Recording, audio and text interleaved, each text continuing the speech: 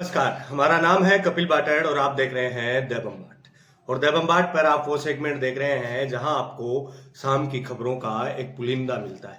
उस पुलिंदे में मैं आप सभी का स्वागत करता हूं और बात करते हैं देश दुनिया की।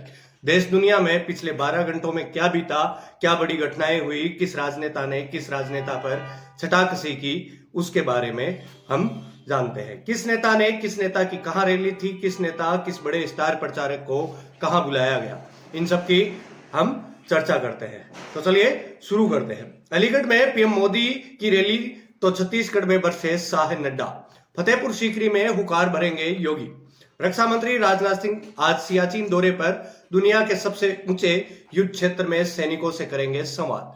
पाकिस्तान चीन सीमा पर 300 मिसाइलें तैनात होंगी, देश में बनेंगी कंधे पर रखे लॉन्चर से दाग सकेंगे।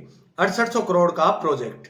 लोकसभा चुनाव 2024 कांग्रेस की 70वीं लिस्ट। आंध्र प्रदेश और झारखंड के 11 कैंडिडेट का ऐलान, गोडा में उम्मीदवार बदला।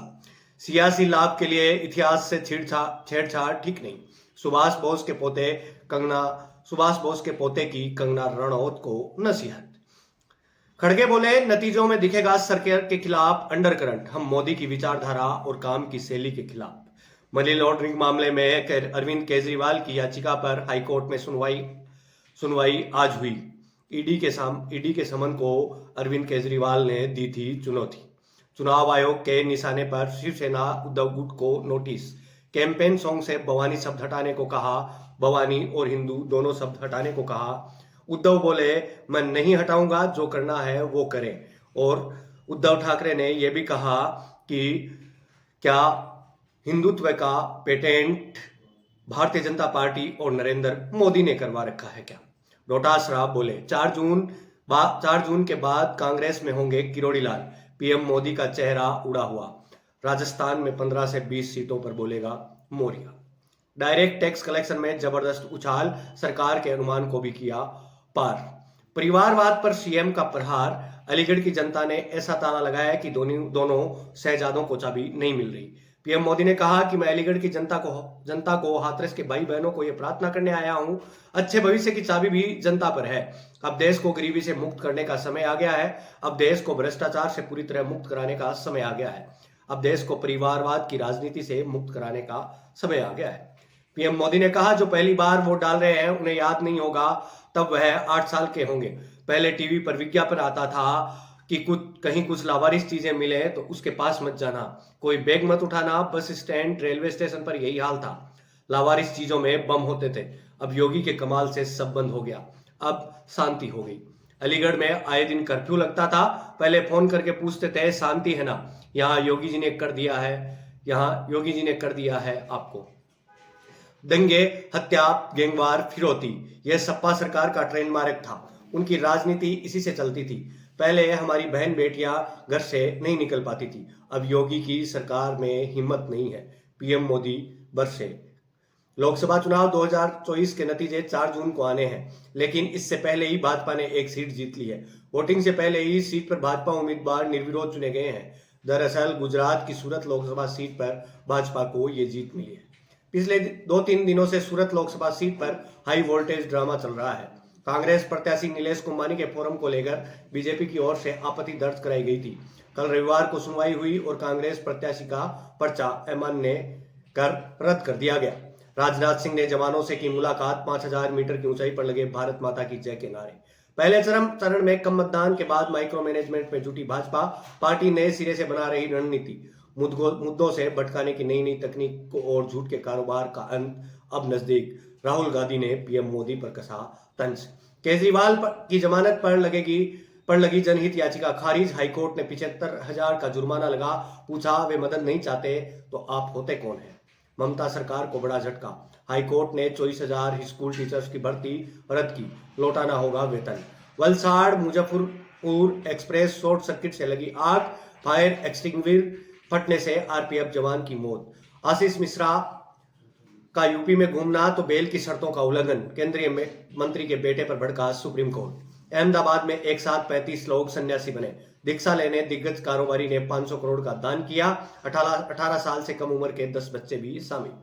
तिरुमाला तिरुपति देवस्थानम दुनिया का सबसे अमीर मंदिर ट्रस्ट, 1161 करोड़ की एफडी कराई, बैंक बैलेंस बढ़कर 18,817 करोड़ हुआ, 11 टन सोना भी। भारतीय चिकित्सा अनुसंधान की हालिया रिपोर्ट में देश में रक्तचाप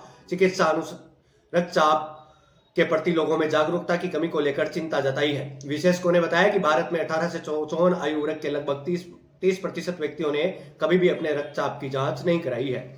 हृदय रोगों को खतरे को कम करने के लिए सभी उम्र के लोगों को लाइफस्टाइल और आहार को ठीक रखने की सलाह दी जाती रही है। इसके अलावा रक्तचाप और कोलेस्ट्रॉल की नियमित तौर पर जांच करते रहना ही आवश्यक माना जाता है। पर हालिया रिपोर्ट में जो बातें सामने आई हैं वो कई प्रकार से चिंता बढ़ाने वाली हैं।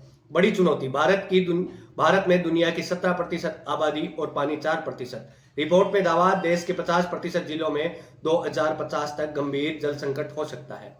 शेयर बाजार और सेंसेक्स निफ्टी दोनों तेजी के साथ कर रहा कारोबार, सेंसेक्स निफ्टी दोनों हरे निशान पर। ये थी आज की कुछ बड़ी खबरें जिनको जानना आपके लिए वाकई जरूरी था।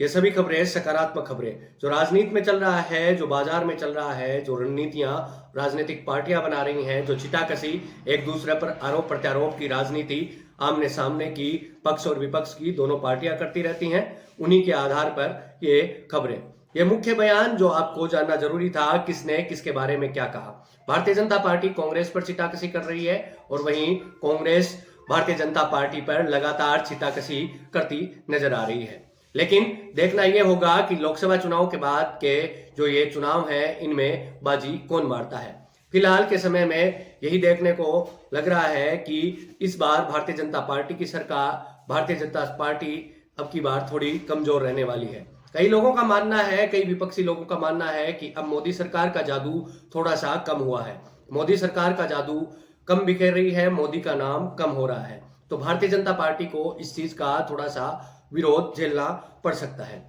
लेकिन यह तो आने वाला समय बता पाएगा कि लोकसभा चुनाव 2024 में कौन विजयी होता है, किस गठबंधन, एनडीए गठबंधन की ज्यादा सीटें आती हैं या फिर इंडिया गठबंधन की, या फिर भारतीय जनता पार्टी की भाषा में कहूं तो इंडी गठबंधन की सीटें ज्यादा आती हैं। ये तो सारी चीजें भविष्य के गर्भ में है, लेकिन वर्तमान में यही है कि आप स्वस्थ रहें, सुरक्षित रहें, यही सारी चीजें जानना जरूरी है। लेकिन इससे पहले मैं आपको एक जरूरी खबर और देना चाहूंगा कि पिछले कुछ समय से एक बीमारी राजस्थान में अपना घर बना रही है, वो है मम्प्स नाम की जो एक बीमारी है, वो गले में सूजन, स्वेलिंग होना शुरू होती है और गले में निगलने में कठिनाई होना शुरू हो जाती है, जो अब तक के बहुत सारे बच्चों को और बहुत सारे वयस्कों को इसका ये रूप देखने को मिल रहा है। ये मम्प्स नामक बीमारी अक्सर ये कहा जा रहा है कि अंगूरों में और फलों के द्वारा ये लोगों में वितरित हो रही है, और इसका जो वायरस है वो हवा के जरिए लोगों को एक दूसरे का शिकार बना रहा है। तो इससे बचकर रहें, सुरक्षित रहें और स्वस्थ रहें, यही मेरा आपको एक अनुरोध है।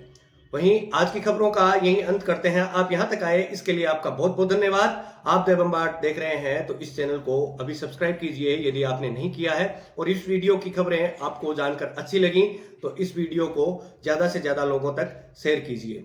और अभी मैं आपसे विदा लेता हूं, मिलते हैं किसी अन्य वीडियो में। आप तब तक के लिए धन्यवाद, आभार।